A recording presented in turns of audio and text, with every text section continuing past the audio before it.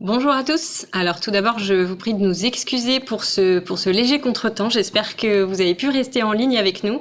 Nous avons eu malheureusement un petit problème technique, mais ce sont les aléas du direct.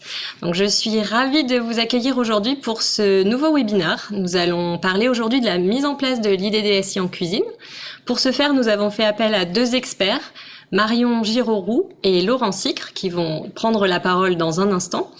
Tout d'abord, Marion va nous faire quelques rappels sur l'IDDSI, les audits possibles et les différentes textures. Et ensuite, nous passerons en cuisine avec Laurent pour qu'il nous montre un petit peu comment on met tout ça en pratique. N'hésitez pas à poser toutes vos questions sur le chat. Comme vous avez pu le constater, vous avez des réponses assez rapides dessus. Donc n'hésitez pas à poser des questions tout au long de la présentation. Et Marion et Laurent se feront un plaisir d'y répondre à la fin du webinaire. Je vous souhaite une bonne session et je vous dis à tout à l'heure.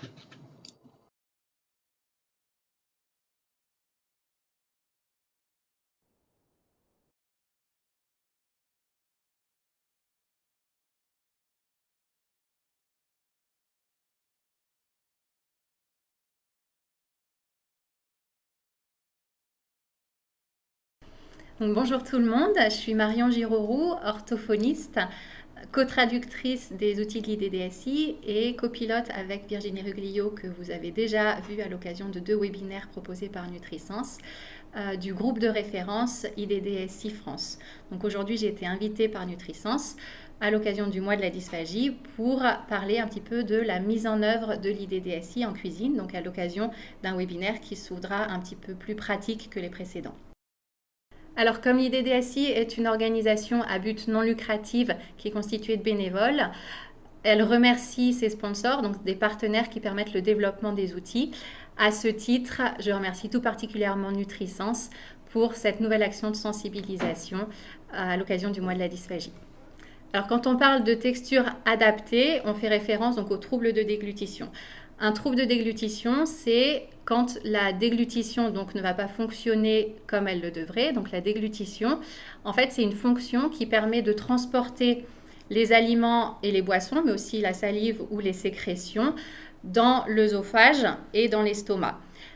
La sécurité pulmonaire du patient, elle est primordiale, c'est-à-dire qu'il faut que les aliments, si on prend les aliments, il faut qu'ils passent bien dans l'estomac et pas qu'ils passent de travers, donc pas qu'ils fassent de fausses routes. Dans ces cas-là, ils vont passer dans la trachée et dans les poumons qui ne sont pas faits pour ça.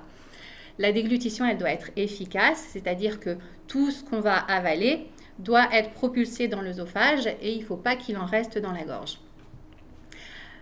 Un objectif secondaire de la déglutition, c'est évidemment l'alimentation et l'hydratation. Il faut qu'on ait suffisamment d'apport par la bouche, d'aliments ou de boissons pour satisfaire nos besoins nutritionnels et hydriques. Et in fine, que ce soit confortable et donc que notre qualité de vie soit préservée. Alors, dans un certain nombre de cas, pour 8% de la population mondiale, la déglutition ne va pas fonctionner comme elle devrait. Donc, on se trouve face à des troubles de déglutition. Ça peut toucher vraiment tous les âges de la vie, du bébé prématuré au grand vieillard en fin de vie. Donc, en passant par les AVC, les maladies neuroévolutives comme les démences ou les cancers. Donc, dans ces cas-là, la sécurité de la déglutition va être affectée, c'est ce que je disais précédemment, avec des aliments qui ne vont pas aller dans le bon tuyau mais qui vont faire fausse route. Et l'efficacité peut aussi être perturbée, des aliments qui ne vont pas être propulsés suffisamment, qui vont rester dans la gorge et qui possiblement vont passer de travers secondairement. C'est ce qu'on appelle des fausses routes secondaires. Le problème des fausses routes, c'est que si on avale de travers un gros morceau, on a un risque d'obstruction et donc d'asphyxie avec possiblement un décès. Si on avale régulièrement des aliments, ils vont aller s'accumuler dans les poumons et pour certaines personnes, en fonction de leur contexte et de leur maladie, ça va développer des infections pulmonaires. Donc, pour prendre en charge la déglutition, on va travailler en rééducation, donc on va donner des exercices pour renforcer les muscles, pour travailler la coordination, la synchronisation de la séquence, un peu comme quand vous allez chez le kiné après une fracture ou une entorse de cheville, il va vous donner des exercices pour renforcer un petit peu vos muscles, retravailler votre équilibre. Et puis en parallèle, pour que vous puissiez continuer à marcher, à continuer à faire vos activités, vous allez avoir une compensation par des béquilles par exemple. Donc ça c'est temporaire, c'est pour vous permettre de continuer à faire ce que vous faisiez en attendant que la rééducation porte ses fruits. En déglutition, c'est un peu la même chose. On a cette partie rééducation où on va vraiment travailler pour obtenir des changements durables. Et en parallèle, pour que les personnes puissent continuer à manger de manière à peu près en sécurité et efficacement, on va proposer différents types de compensations. Parmi ces compensations, les modifications de texture. Donc pour les aliments, on va modifier les textures pour éviter les étouffements, pour minimiser les risques d'étouffement. Donc on va décomposer les aliments et les réduire en petits morceaux.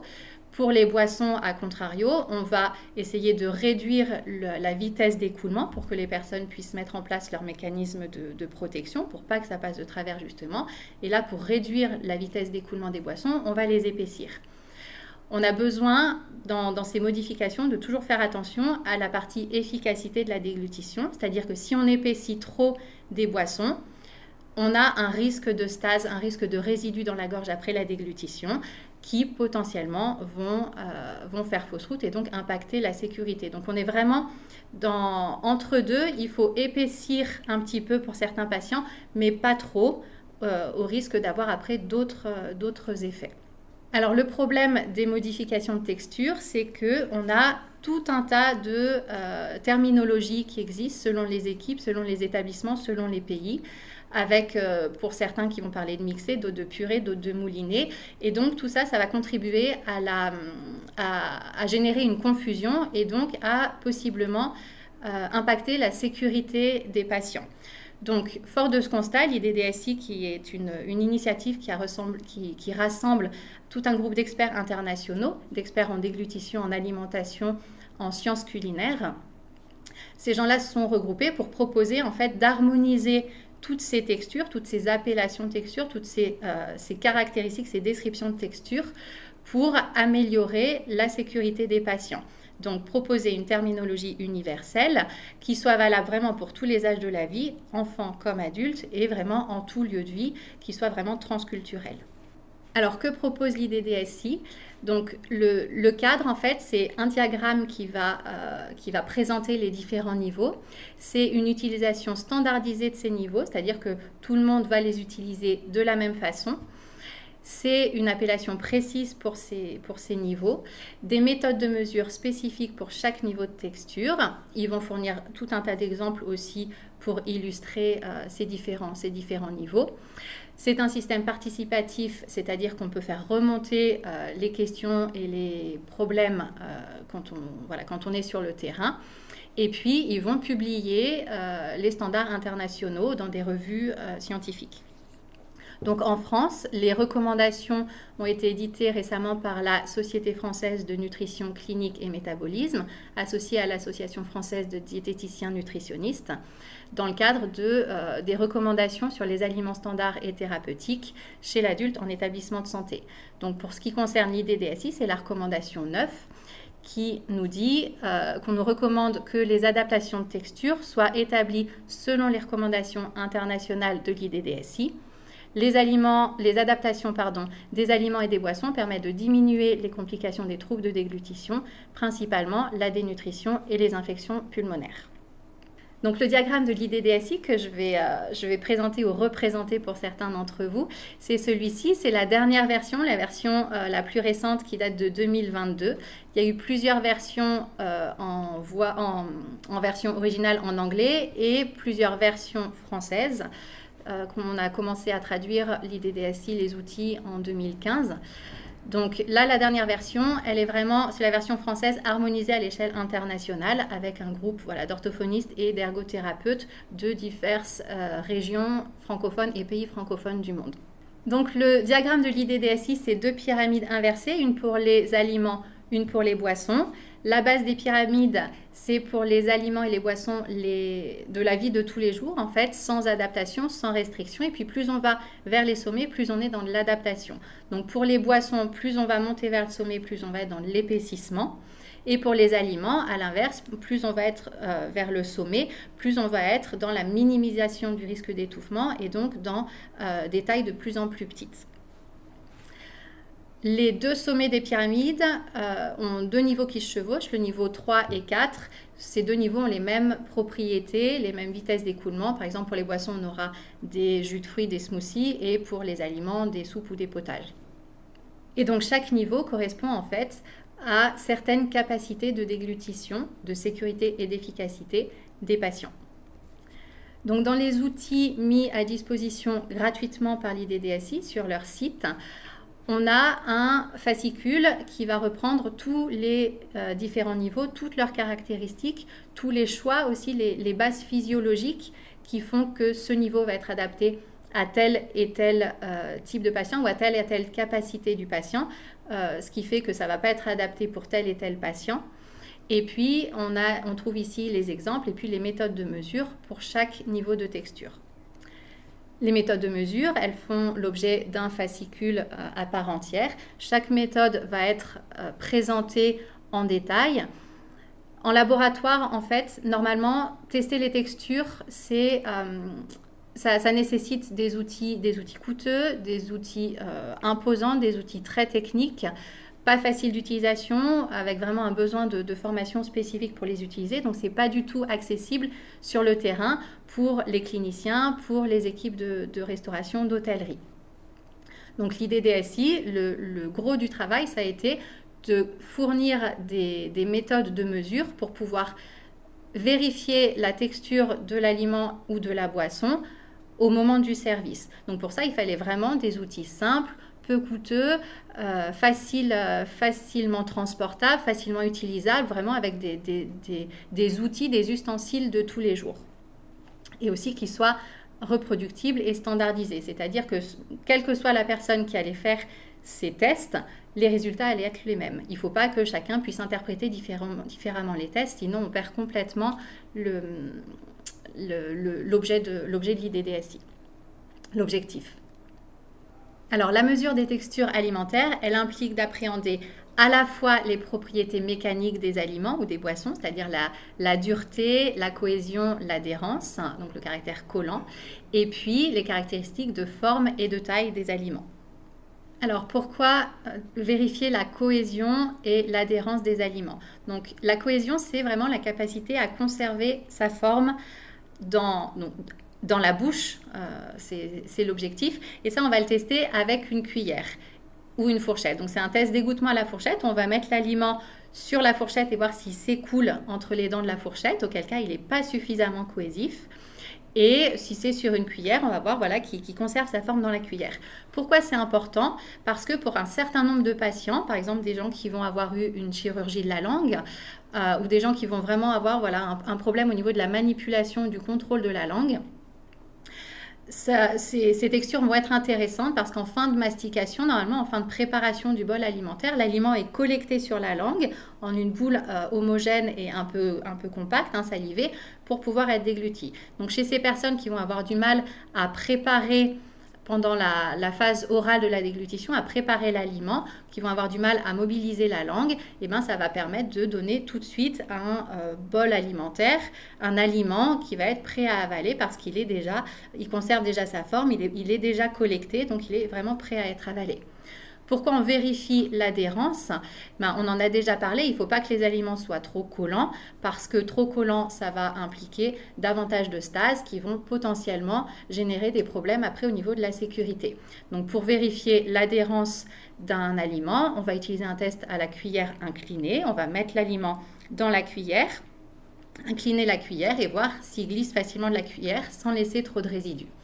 Donc ces deux tests sont vraiment permettent en fait de tester les niveaux 4 et 5. Donc les niveaux 4, c'est pour les gens qui ne peuvent pas mastiquer. Pour le niveau 5, c'est des gens qui peuvent mastiquer de manière minimale, on va dire. Donc je vous donne un exemple de test pour la cohésion et l'adhérence à la cuillère inclinée. Il faut que le bloc tombe d'un coup facilement de la cuillère sans laisser de résidus. Alors, une autre caractéristique à contrôler, c'est la taille des particules. Alors, on ne s'arrêtera pas spécialement dessus aujourd'hui, ce n'est pas l'objet de ce webinaire, mais pourquoi contrôler la taille des particules? Parce qu'en cas de fausse route, c'est important que si l'aliment passe de travers, il n'obstrue pas les voies aériennes et donc il n'empêche pas la personne de respirer. Donc la taille des particules, elle est particulièrement importante dans le niveau 5, haché, lubrifié, et dans le niveau 6, les petits morceaux tendres. Dans le niveau 6, ça va être des petites bouchées que le patient va mastiquer un petit peu, mais qui sont suffisamment tendres pour que s'il a des problèmes de mastication, ce ne soit pas un problème et que finalement la langue puisse faire le travail. S'ils passent de travers, ils n'obstrueront pas les voies aériennes parce qu'ils sont d'une taille inférieure au diamètre de la trachée. Pour les personnes qui ont une capacité un petit peu plus réduite, on va leur proposer du niveau 5, haché lubrifié, qui là va ressembler en fait à un bol alimentaire vraiment sur le point d'être avalé, c'est-à-dire avec quelques petites particules qui nécessitent vraiment, qui nécessitent une mastication minimale, comme on l'a vu juste avant, mais pas plus que ça. Donc pareil, si ça fait fausse route, il n'y aura pas d'obstruction. Ensuite, le dernier critère à tester, c'est vraiment la fermeté, la dureté de l'aliment. Pourquoi ? Pour voir, encore une fois, chez ces personnes qui ont des troubles de mastication, il faut que les aliments puissent être préparés de manière confortable, sans douleur. Donc, ça va jouer sur les niveaux 5, 6 et 7, donc haché, lubrifié, les petits morceaux tendres, et puis les niveaux 7, faciles à mastiquer, dont on parlera aussi dans la suite de ce webinaire. Il faut que les aliments puissent être vraiment coupés en petits morceaux facilement dans la bouche pour ces patients. Donc pour ces tests, on va appliquer un test de pression à la fourchette qui va consister à appuyer la fourchette sur l'aliment et en la retirant, voir comment il se comporte. Est-ce qu'il reprend sa forme initiale, auquel cas il est trop ferme pour rentrer dans ces niveaux 5, 6 et 7 faciles à mastiquer. Et s'il ne reprend pas sa forme initiale, comme par exemple une banane bien mûre, ça veut dire qu'il est suffisamment tendre pour que la langue puisse prendre le relais des dents en cas de dysfonction. Un autre test, c'est le test de séparation à la fourchette pour les niveaux 7 faciles à mastiquer et les petits morceaux tendres. Il faut que la fourchette puisse couper facilement, la tranche de la fourchette ou la tranche de la cuillère puisse couper facilement cet aliment. Donc finalement, ces aliments qui peuvent se couper en petits morceaux, ces aliments de niveau 7 faciles à mastiquer, je vais vous mettre la fiche d'audit, je vais vous présenter la fiche d'audit. C'est en fait des aliments qui sont normalement faits pour les personnes qui n'ont pas de troubles de la déglutition, qui ne sont pas à risque accru de fausse route. C'est des aliments qui sont tendres quand elles ont des problèmes de mastication, mais qui sont déjà en morceaux suffisamment grands qu'on va couper à la fourchette. Donc si elles passent de travers, il y a un possible risque d'obstruction. Donc aujourd'hui, on va principalement parler du niveau 4 et du niveau 7 facile à mastiquer parce que les deux sont présents consciemment ou non dans les assiettes de beaucoup de résidents et de beaucoup de patients. Le niveau 4, c'est de la purée qui est lisse pour les personnes qui sont à risque de fausse route, à risque accru de fausse route et qui ne peuvent pas mastiquer. Le niveau 7, c'est des aliments qui sont tendres, mais c'est aussi des aliments qui peuvent avoir été mixés préalablement et retexturés, remoulés pour donner une forme plus agréable, pour être plus appétissant, mais qui ont perdu leurs caractéristiques du niveau 4, parce que ça devient des morceaux qu'on peut couper à la fourchette et qui vont nécessiter une mastication. Par exemple, en aliments du quotidien, on peut citer des terrines de légumes, des terrines de poisson ou des pâtés comme des mousses de foie. Ça, c'est des aliments qui sont mixés mais qui ne sont pas purés, qui ne sont pas de niveau 4, qui sont vraiment de niveau 7, facile à mastiquer. Donc, il faut vraiment faire la part des choses. Il y a des personnes qui sont à risque accru de fausse route et qui ont besoin d'un niveau 4 parce que si ça passe de travers, il ne faut pas que ça puisse obstruer les voies aériennes. Et il y a tout un tas de patients, de résidents qui peuvent complètement bénéficier du niveau 7 facile à mastiquer parce qu'ils ont juste des troubles de mastication. Donc, il ne faut pas que ce soit trop dur, mais finalement, ils n'ont pas de risque accru de fausse route et donc ils peuvent complètement bénéficier de ce niveau 7 facile à mastiquer. Donc, pour nous aider à déterminer les textures de chaque aliment, l'IDDSI met à disposition les fiches d'audit dont on a parlé. Et sur sa chaîne YouTube, il y a aussi toutes les méthodes de mesure pour chaque niveau de texture. Donc voilà, pour sensibiliser un petit peu et puis pour comprendre comment, en temps réel, comment tester chaque texture. Donc n'hésitez vraiment pas à aller rechercher sur la chaîne YouTube et sur le site de l'EDDSI. Tous les documents disponibles à ce jour ont été traduits en français par nos soins et ont fait l'objet de l'harmonisation en français international. Tout est gratuit, tout est disponible sur le site de l'IDDSI. Allez-y, fouillez et prenez le temps de vous approprier toutes ces descriptions et tous ces tests. Vous avez un poster qui reprend l'ensemble des niveaux, des caractéristiques et des méthodes de mesure. Et puis, pour les personnes qui souhaitent mettre en œuvre l'IDDSI dans leur établissement, vous avez aussi, gratuitement encore, un échéancier de mise en œuvre. Donc, il y a un échéancier pour les professionnels de santé, un échéancier pour les fabricants et un échéancier pour les équipes de cuisine et de restauration. C'est un échéancier sur 2 ans. Vous définissez la date à laquelle vous voulez que l'IDDSI soit instauré et vous avez comme ça toute une série de tâches à faire en amont pendant les 2 ans jusqu'à la date de lancement. Voilà. Donc maintenant, je vous propose de passer en cuisine pour voir Laurent Sicre et voir un petit peu pour qu'il nous explique comment il met ça en pratique.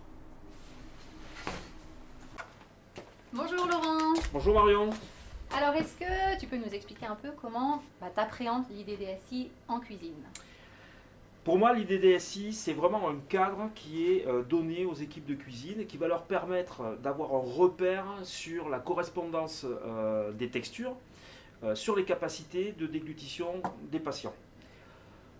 Pour traiter les textures en cuisine, il faut impérativement avoir le matériel qui va être adapté et puis surtout de le prendre en considération dès le matin sur l'organisation de production.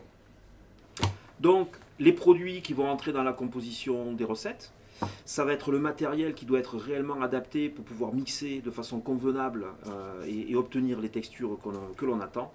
Et puis ça va être surtout la formation ou l'accompagnement des équipes de cuisine pour obtenir vraiment les résultats sur les objectifs attendus. Mais alors ça nécessite une organisation vraiment spécifique. Ça nécessite surtout une adaptation de l'organisation qui est mise en place sur l'établissement, pour pouvoir vraiment intégrer dès le départ de la production la création des recettes en texture modifiée. Donc pour te donner un exemple, aujourd'hui on a créé un menu estival pour représenter le mois de la dysphagie avec une salade à la grecque, une kefta de volaille et un flan de courgettes et pour finir un tiramisu à la fraise. Donc comme je viens de le faire, j'ai mixé mon concombre suivant le protocole. Donc j'ai mixé le concombre avec la matière grasse et le céréagel pour obtenir ce résultat. Et je vais enfin pouvoir passer au dressage.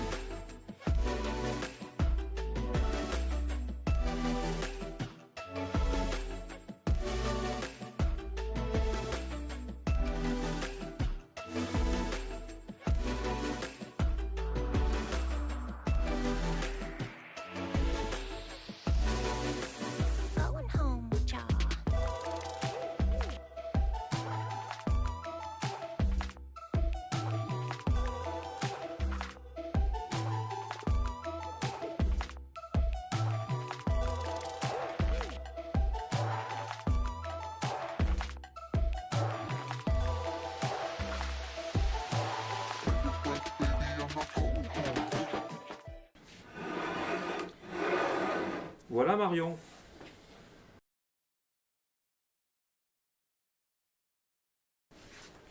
Donc le niveau 4, comme on l'a dit avant, c'est vraiment pour les personnes qui ont donc des troubles de déglutition, qui sont à risque de fausse route, mais surtout qui ont une incapacité à mastiquer. Ce niveau-là ne nécessite pas de mastication, ça peut être avalé tout rond sans avoir besoin de le mâcher. Donc, j'ai pris ma feuille d'audit, donc que vous trouvez encore une fois gratuitement sur le site de l'IDDSI, la feuille d'audit correspondant au niveau 4 pur et lisse, parce que c'est vraiment le niveau voilà, que je m'apprête à tester. C'est le niveau visé. Alors, comme je vous l'ai dit, on a des critères déterminants, des critères alternatifs, et il faut que la texture remplisse les critères déterminants pour qu'on puisse dire que oui, c'est bien du niveau 4.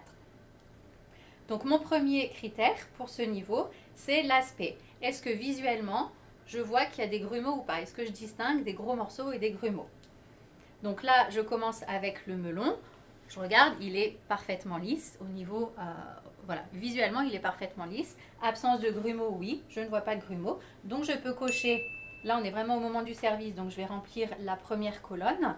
Au moment du service, oui, il y a une absence de grumeaux. Donc ce critère est rempli. Deuxième critère, le critère de cohésion. On en a parlé, l'aliment doit tenir en bloc sur une fourchette ou sur une cuillère pour pouvoir être, une fois dans la bouche, en fait, facilement collecté sur la langue et être avalé. Encore une fois, c'est pour les personnes aussi qui ont ce problème de contrôle de la langue, une faiblesse musculaire ou un problème de mobilité de la langue. Donc on va faciliter le travail de la langue juste avant la déglutition. Le critère, c'est l'aliment tient en un bloc sur la fourchette, une petite partie peut s'écouler et former une goutte sous les dents de la fourchette. Donc je prends ma fourchette et je vais prendre un peu de melon. On voit qu'il conserve sa forme et que non, il n'y a absolument pas d'écoulement en continu. Il peut y avoir une petite goutte, c'est ok pour ce niveau, il ne faut juste pas que ça s'égoutte continuellement. Donc ce critère, l'aliment tient en bloc sur la fourchette, oui, il est cohésif. Je coche ma case. Ne s'écoule pas ni ne s'égoutte en continu entre les dents de la fourchette, vous l'avez vu, il ne s'égoutte pas. Je coche oui. Donc les deux premiers critères déterminants sont respectés. Troisième critère, le critère d'adhérence. Est-ce que l'aliment est collant? Est-ce qu'il est trop collant ou est-ce qu'il va glisser facilement dans la bouche quand on va l'avaler et dans la gorge quand il sera propulsé vers l'œsophage? Donc avec une cuillère cette fois, le test à la cuillère inclinée, je vais reprendre un peu de mon melon. Il tient bien, il conserve bien sa forme dans la cuillère. Donc là, je peux cocher oui. Est-ce qu'il s'écoule facilement de la cuillère inclinée? Donc là, je vais incliner la cuillère, faire une petite secousse et vous voyez qu'il n'y a aucun souci. Il s'écoule très facilement et il ne laisse pas de résidus. L'objectif, c'est, alors il peut y avoir une petite couche sur la cuillère.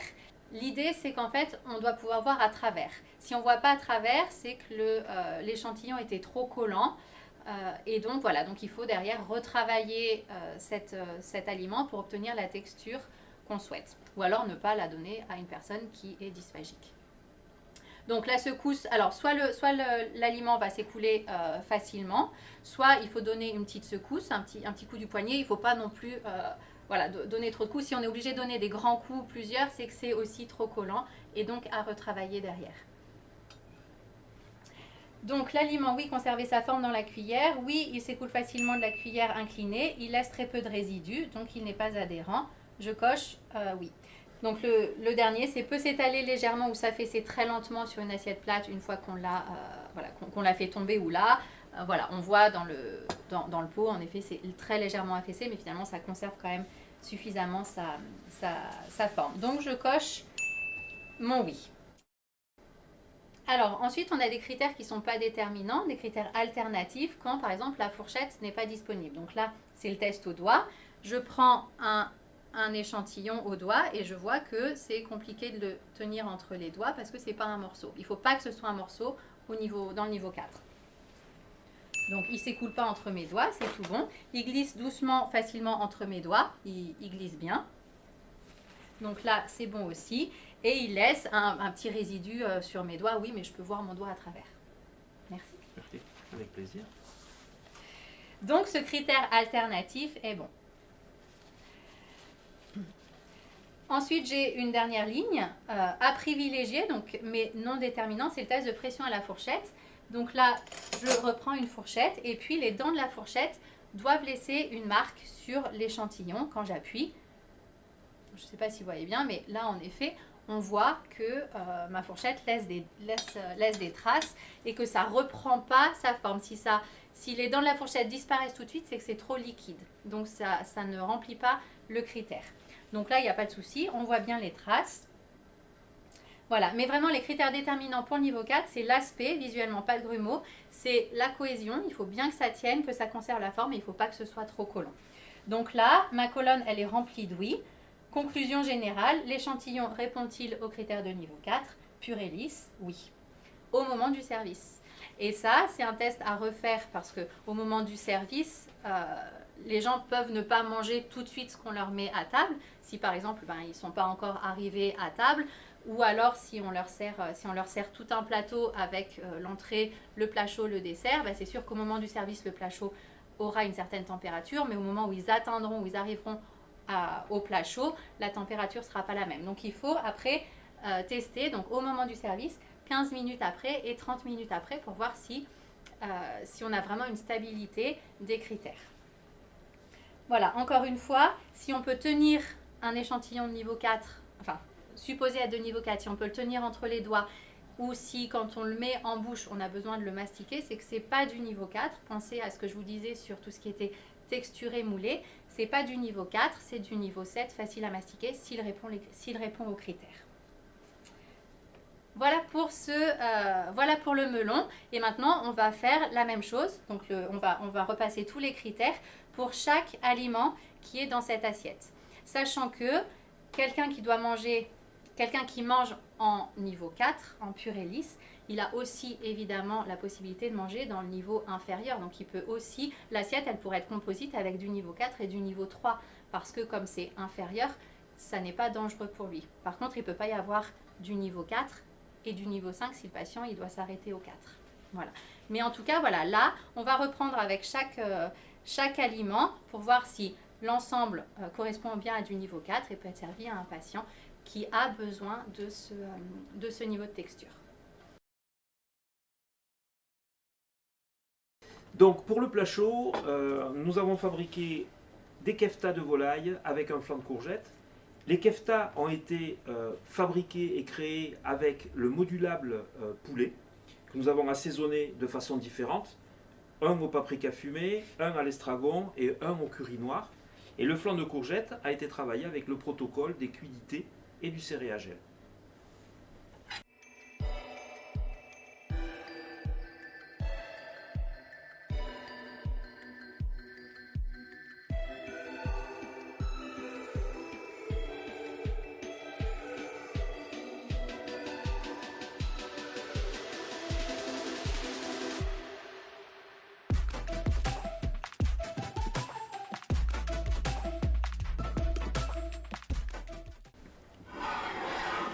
Et voilà notre kefta de volaille avec son flan de courgette.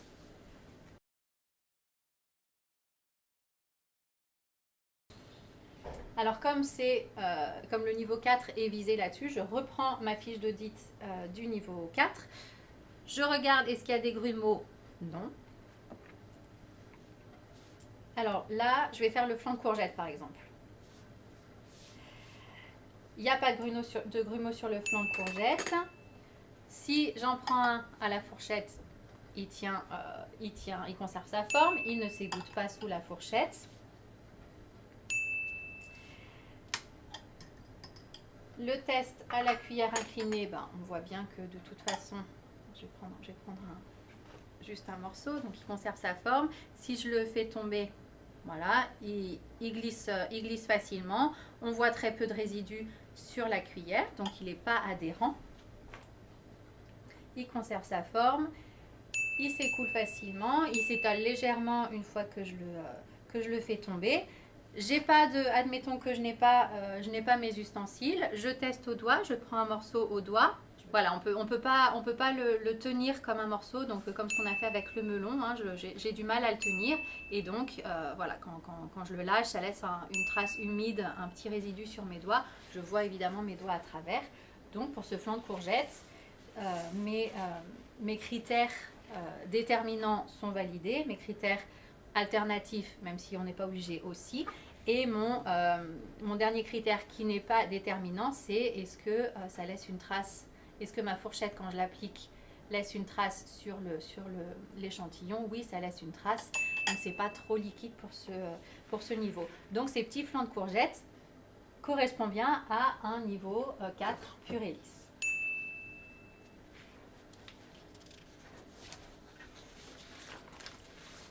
Alors, les volailles maintenant, je reprends ma fourchette. On a toujours le même type de fiche d'audit. On vise un niveau 4. Donc, visuellement, premier critère déterminant l'aspect, je n'ai pas de grumeaux, je ne vois pas de grumeaux. Deuxième critère, est-ce que l'aliment tient en bloc sur ma fourchette? Voilà, oui, et il ne s'égoutte pas sous ma fourchette, il ne s'écoule pas sous ma fourchette. Donc le critère de cohésion est respecté pour ce niveau 4. À la cuillère inclinée,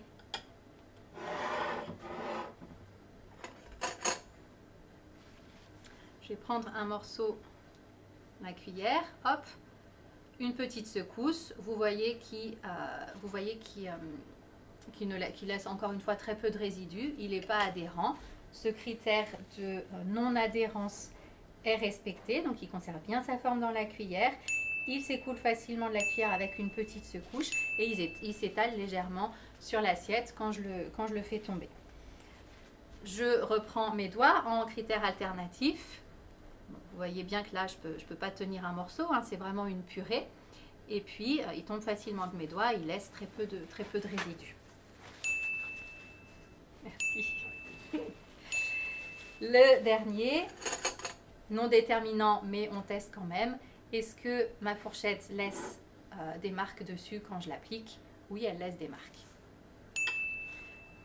Donc c'est pareil, ces boulettes, cette boulette que j'ai testée, elle répond à tous les critères déterminants du niveau 4, pure et lisse, donc elle est adaptée aux personnes qui vont avoir des risques accrus de fausse route, des risques des problèmes de propulsion et un problème au niveau de la mastication et du contrôle lingual. Voilà, et donc on peut faire les mêmes tests avec les deux autres boulettes qui sont assaisonnées différemment.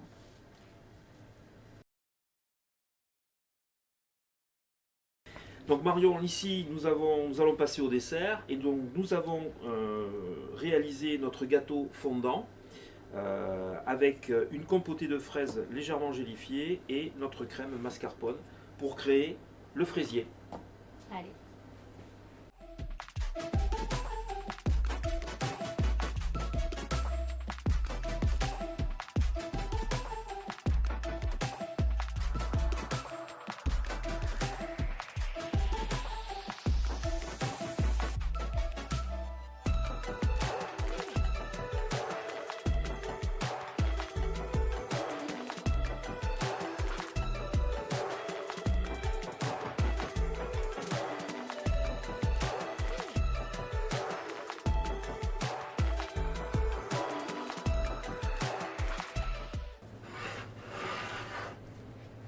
Et voilà le fraisier avec notre gâteau fondant et on va pouvoir le créer également en verrine.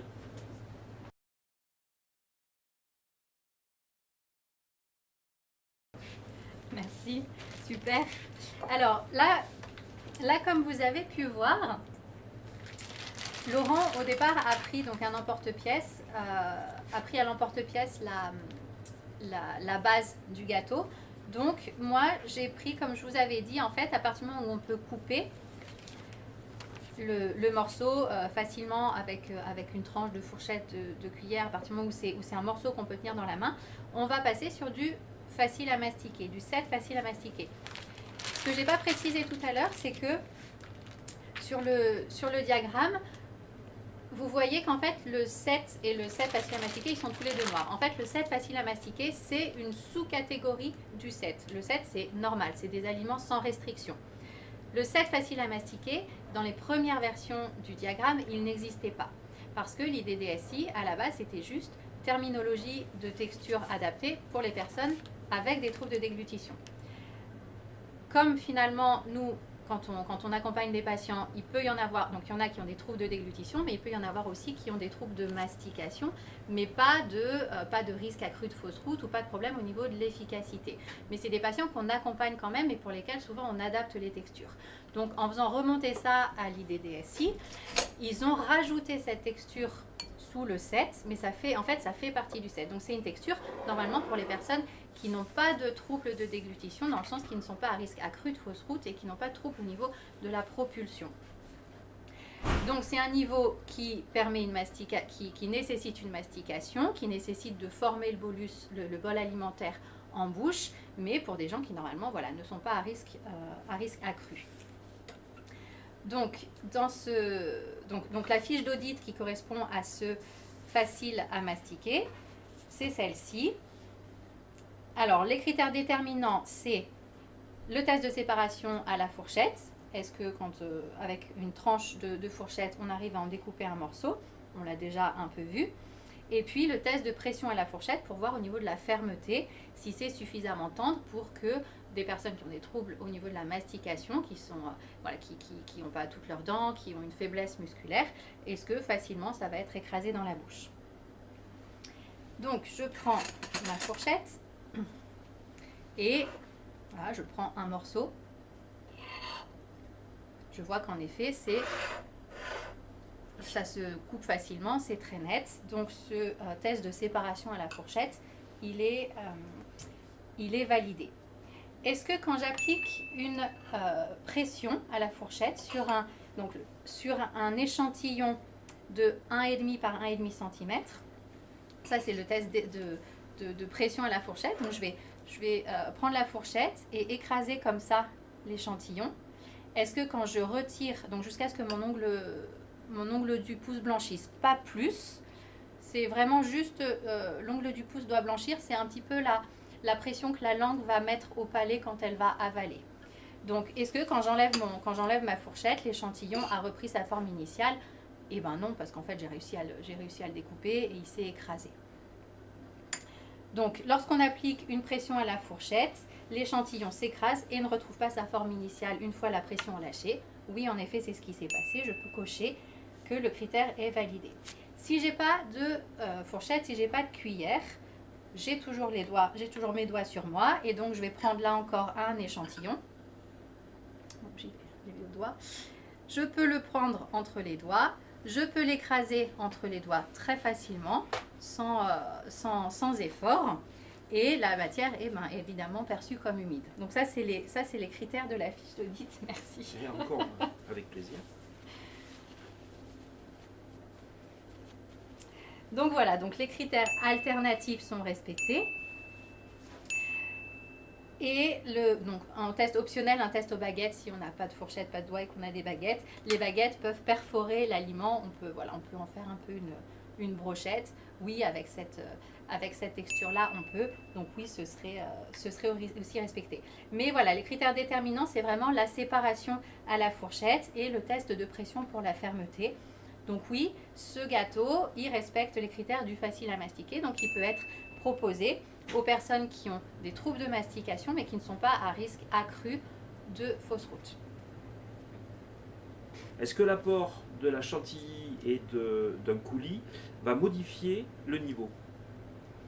Alors non, sur ce niveau-là, comme c'est un niveau normal adapté, on va dire, les doubles textures, c'est-à-dire les textures différentes, sont tolérées. On n'est pas obligé d'avoir quelque chose d'homogène comme pour le niveau 4 justement où il faut que tout soit lisse et sans grumeaux.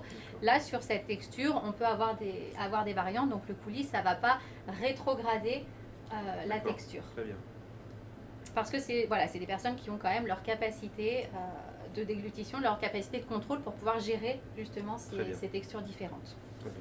Donc là sur ce set facile à mastiquer, on peut l'associer avec des textures inférieure en fait, parce que comme c'est finalement une des textures les plus normales, on va dire, et ben tout ce qui est plus adapté va être toléré par le patient. C'est juste que le niveau 7 tout court va pas être adapté à ces patients parce que ça inclut tout ce qui est aliments durs, coriaces, fragmentés, secs. Donc là, tout ce qu'il va y avoir en dessous, et c'est ce qu'on a un petit peu sur ce gâteau, on a la chantilly qui est à peu près, alors on ne l'a pas testé, mais on pourrait la tester en niveau 4. On a le coulis qu'on pourrait tester en niveau 3, 2 ou 3. Et la base du gâteau qui est en 7 facile à mastiquer. Donc finalement tout ça c'est bon, ça, voilà, tous les niveaux inférieurs pour les aliments vont rentrer dans le... Au même titre que le niveau 4. Tous les ouais, niveaux inférieurs seront c'est ça. Et pour le autorisés. niveau 4, le niveau inférieur 3, il passe... D'accord, très bien. Voilà. C'est inclus dans chaque niveau en fait. Voilà. Et donc ce gâteau, il peut être adapté en niveau 4 si on travaille au niveau de la base. Si on travaille la base. Voilà. Donc le fait de retravailler le gâteau, je l'ai simplement refoisonné avec un coulis de fruits qui est en adéquation avec le parfum du gâteau initial. Et je peux effectivement ensuite réaliser un dessert en niveau 4 avec une pâte à gâteau. Et comme ça, on a des déclinaisons d'un même dessert pour différents patients avec des capacités différentes. Donc c'est ce qu'on disait ce matin, pour la matinée, pardon. C'est une production où on prend en considération l'intégralité des différents niveaux de la prestation dont on a besoin. Donc là, j'ai créé un gâteau qui peut correspondre aussi bien au niveau 7 qu'au niveau 4 et qu'aux personnes qui ne sont donc non dysphagiques. Merci Laurent pour cette démonstration. Je vous rappelle que tout le matériel de l'IDDSI est disponible gratuitement sur le site iddsi.org. Ça comprend les diagrammes, ça comprend les méthodes de mesure, les descriptifs, ça comprend les fiches d'audit qu'on a utilisées là, les échéanciers dont je vous ai parlé. Il y a aussi une foire aux questions très très riche que je vous encourage vraiment à aller regarder pour toutes les questions un petit peu plus particulières, un petit peu plus spécifiques. Et vous trouvez aussi des brochures pour le public, voilà, un peu simplifiées, mais qui reprennent également tout avec de nombreux exemples. Eh bien, merci Marion pour ton intervention enrichissante. Et quant à nous, on se retrouve très prochainement pour un autre avis d'expert.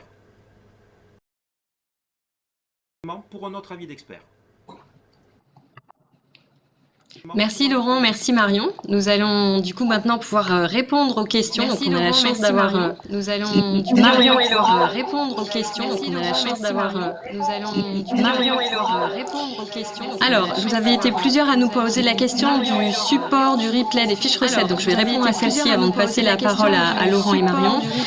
En ce qui concerne avant de passer la parole à Laurent et Marion. En ce qui concerne avant de passer la parole à Laurent et Marion. En ce qui concerne Laurent, pardon, il faut que tu coupes ton micro. On a un écho. Laurent, pardon, il faut que tu coupes ton micro. C'est tout. Donc, pour répondre à vos questions, au niveau du replay, vous allez recevoir d'ici quelques heures un lien pour le replay pour ceux qui ont malheureusement pas pu rester jusqu'au bout, qui ont raté le début. En ce qui concerne le support, il ne sera pas la suite, mais vous pouvez concerne le support, il ne sera pas la suite, mais vous pouvez concerne le support, il ne sera pas la suite, mais vous pouvez concerne le support, il ne sera pas la suite, mais vous pouvez concerne le support, il ne sera pas la suite. Vous m'entendez parce que je vois des commentaires. Vous m'entendez parce que je vois des commentaires. Vous m'entendez parce que je vois des commentaires. Vous m'entendez parce que je vois des commentaires. Vous m'entendez parce que je vois des commentaires. Vous m'entendez? Est-ce que ça marche mieux maintenant? Est-ce que ça marche mieux maintenant? Marion, Laurent, vous m'entendez? Est-ce que ça marche? Faites-moi des signes, Marion, Laurent, vous m'entendez bien? Alors, écho, mince. Donc Marion, Laurent, je suis désolée, il va falloir couper vos micros. Ok. Toujours de l'écho, mince. Bon, décidément, on n'aura pas de chance avec les problèmes techniques aujourd'hui. Ah, c'est mieux. Ok, bon, on va y aller. Du coup, quelques questions, je vais faire rapidement. Donc, sur tout ce qui est replay, vous allez recevoir un lien et vous pourrez revisionner la session et donc revoir plus en détail tout ce qui a été dit. Les fiches recettes seront également mises à disposition. Donc, je vais faire vite puisqu'il nous reste quelques minutes pour pouvoir profiter de la présence de Laurent et de Marion. Je vais commencer par une remarque de Romain qui nous dit « C'est très beau tout ça, mais totalement irréalisable » et on a eu pas mal de gens qui rebondissaient sur ce commentaire et notamment d'autres personnes qui demandaient si ça prend plus de temps, le même temps qu'une préparation habituelle? Est-ce qu'on a estimé les temps de réalisation, etc. Donc ça va être une question pour Laurent. Je pense que tu peux faire une réponse assez globale sur l'ensemble de ces questions. Donc tu remets ton micro et je coupe le mien. C'est fait. Bonjour à tout le monde et je tenais en préambule à remercier toutes les personnes qui ont assisté au webinaire et posé les questions. Et également dire à tout le monde qu'aujourd'hui, on est en capacité de vous accompagner sur le terrain pour la mise en place d'un tel concept et de ces projets. Et il y aura notamment le 3 juillet un webinaire en direct sur les méthodes de conception des textures modifiées avec nos produits. Ouais, aujourd'hui, ça ne prendra pas plus de temps que d'habitude. On utilise des produits différents.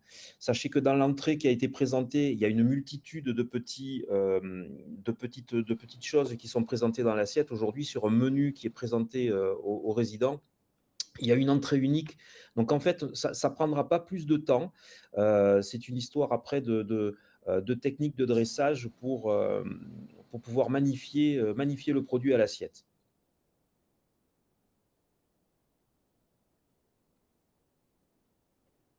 Il y avait une deuxième question?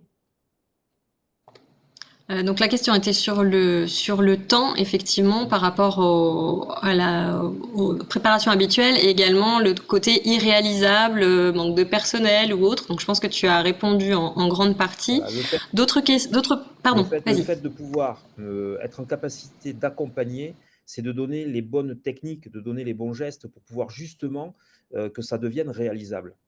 Il est important qu'on puisse réaliser de belles assiettes. On mange d'abord avec les yeux. Donc, si c'est compréhensible par le résident et si ça lui plaît, forcément, il y aura consommation. Donc, aujourd'hui, on est en capacité de vous accompagner. On est en capacité de dire que c'est réalisable. Plusieurs personnes qui ont posé la question de ce qu'il y avait dans le melon, dans les légumes et quel épaississant ou texturant a été utilisé.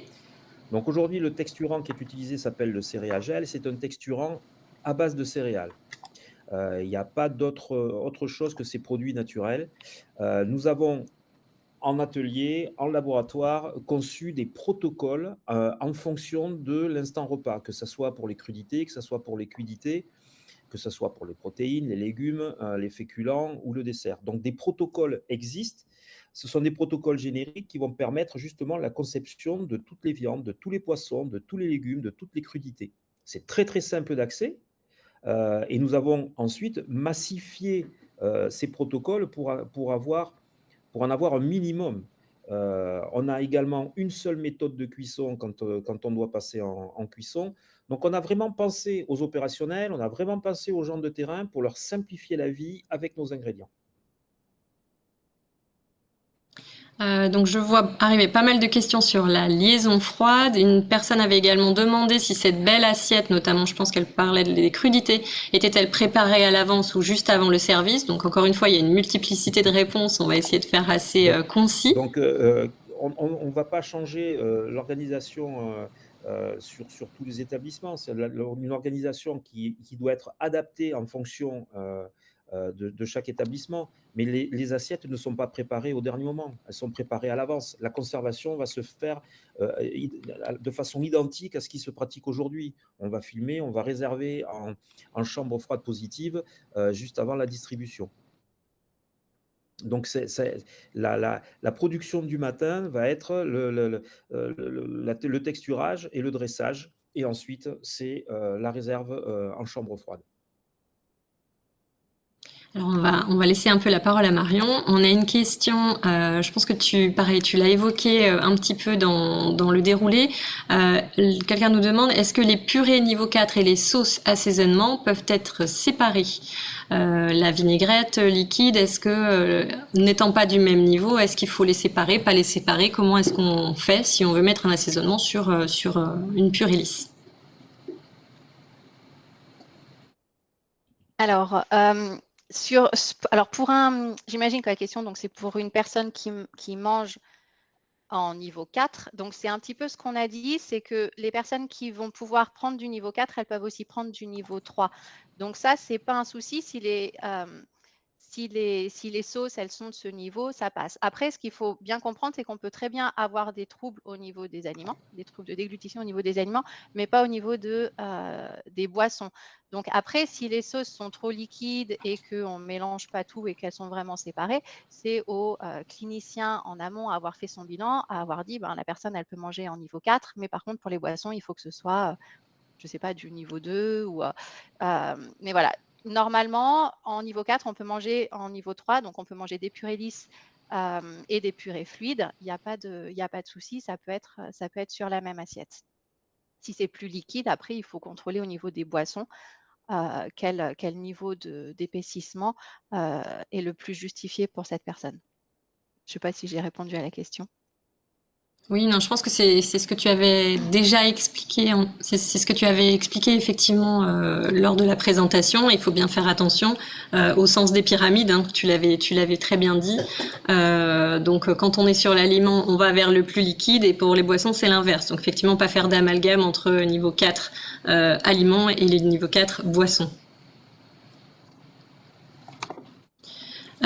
Une autre question pour Marion. Où place-t-on les crèmes glacées et les sorbets dans l'IDDSI? Alors celle-là, j'en ai pas parlé là sur ce webinaire parce que c'était pas l'objet, mais ça a été évoqué dans les précédents webinaires. Les crèmes glacées, les sorbets, c'est typiquement ce qu'on a sur le côté du diagramme. Alors je peux pas vous le montrer, mais ce qui s'appelle maintenant, ce qui est grisé, qui s'appelle les textures changeantes. Initialement, c'était texture évolutive. Maintenant, la nouvelle appellation, c'est texture changeante. C'est ces aliments qui ont une certaine forme, une certaine texture quand on les prend et qui, une fois en bouche, vont se modifier sous l'action de la salive et de la chaleur de la bouche. Donc, les crèmes glacées, les sorbets, c'est exactement ça. C'est un peu solide quand on les a dans l'assiette. Et puis, une fois dans la bouche, ça se délite. Donc, voilà, c'est les textures changeantes. Très bien. On va devoir terminer sur une petite question rapide pour Laurent qui concerne les féculents. Donc j'ai vu passer plusieurs questions en disant que les féculents, une fois mixés, allaient coller. Est-ce qu'il y a des techniques pour contourner ce problème? J'ai vu également une question sur les petits pois. Est-ce qu'on peut mixer des petits pois? Donc si tu arrives à nous faire une réponse assez rapide qui couvre ces deux sujets, s'il te plaît, Laurent. Bien entendu, on a bien entendu pensé aux féculents quand on a traité ce sujet-là. Et aujourd'hui, bien entendu, on a créé un protocole qui nous permet de traiter l'ensemble de tous les féculents. Qui va être un protocole qui va être identique à celui du traitement des protéines. Donc, ça permet de massifier les actions, de massifier les cuissons et d'obtenir un résultat qui, justement, va éviter ce croûtage à la réchauffe à partir du moment où, bien entendu, quand on le met en chariot ou quand on le met en four, on va couvrir pour créer une enceinte humide et éviter cette pellicule de surface qui est désagréable. Et aujourd'hui, oui, dans les protocoles que nous avons créés, les féculents ont été pris en compte et on a notamment aussi, au sein de Nutrisens, créé des féculents qui sont difficiles à travailler, tels que le riz et les pâtes. On a des crèmes de riz, on a des crèmes de pâtes qui nous permettent de répondre à cette demande également et donc à le traiter soit en l'état, soit le traiter avec la céréale pour pouvoir le former et le mouler. Très bien, merci Laurent. Je vais devoir très rapidement conclure puisque le temps est passé très vite. Donc déjà un grand merci à Laurent et à Marion pour leur partage d'expertise. On espère que cette conférence aura été enrichissante pour vous. On n'a pas pu traiter toutes les questions. Par contre, on a d'autres événements à venir. Laurent vous en a déjà parlé. Donc n'hésitez pas à rester connectés sur les réseaux, notamment Facebook, LinkedIn, Instagram pour suivre l'actualité de Nutrisens. Pour ceux qui me demandent où trouver les protocoles, n'hésitez pas à vous connecter sur le site de Nutrisens, allez dans l'espace professionnel et vous avez des petits formulaires pour demande d'information. Donc vous pouvez nous contacter au moins via ce lien-là si besoin. Voilà, je vous souhaite à tous une bonne journée. On vous présente encore une fois toutes nos excuses pour les petits problèmes techniques de démarrage et on vous souhaite une très bonne journée. À bientôt. Bonne journée à tous.